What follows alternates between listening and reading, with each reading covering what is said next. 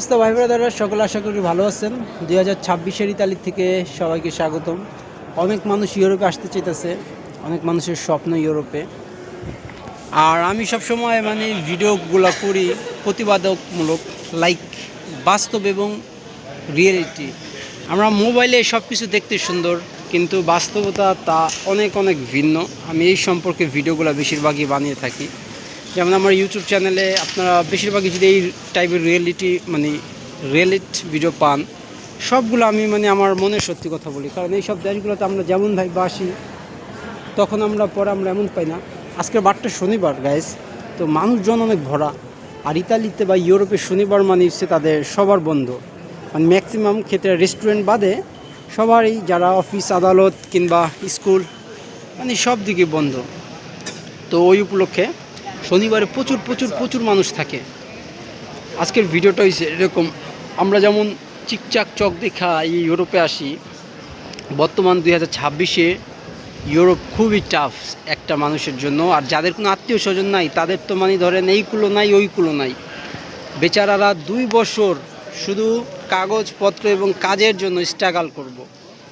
তারপরও এমন এমন কাজ করব যেগুলো তারা দেশে কখনোই করে নাই। আর ইউরোপে এসে একদিন কইরা 3 মাস শুয়ে থাকতে হবে ওই সব কাজগুলো।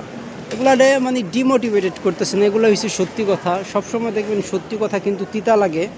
হ্যাঁ, এটা সত্যি কথা, এটা বাস্তব।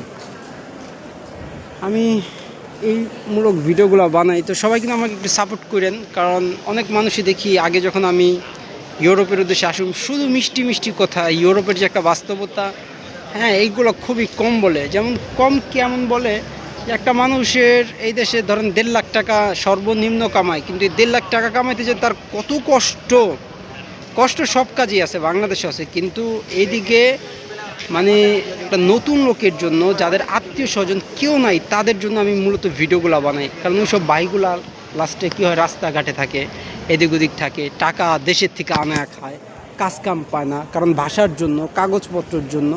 তো ধরেন যাদের বাপ আছে, ভাই আছে, আত্মীয় স্বজন আছে, তাদের হিসাব কিন্তু টোটালি আলাদা, ডিফারেন্ট, ঠিক আছে?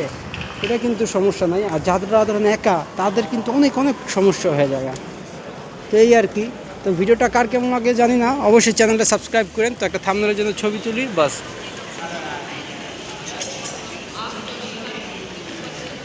আর ক্যামেরা সবার সামনে কিন্তু ধরাটা খুবই টাফ এবং কনফিডেন্সের ব্যাপার। তো টেক কেয়ার, বাবাই। সবাই সুস্থ থাকেন, ভালো থাকেন।